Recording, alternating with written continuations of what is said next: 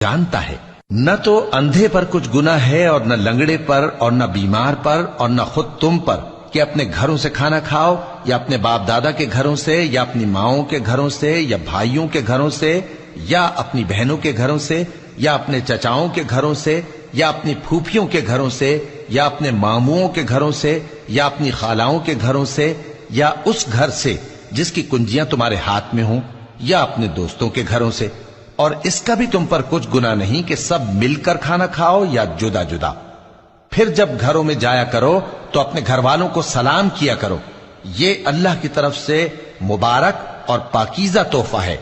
اس طرح اللہ اپنی آیتیں کھول کھول کر بیان فرماتا ہے تاکہ تم سمجھو۔ مومن تو وہ ہیں جو اللہ پر اور اس کے رسول پر ایمان لائے، اور جب کبھی ایسے کام کے لیے جو جمع ہو کر کرنے کا ہو پیغمبر کے پاس جمع ہوں تو ان سے اجازت لیے بغیر چلے نہیں جاتے۔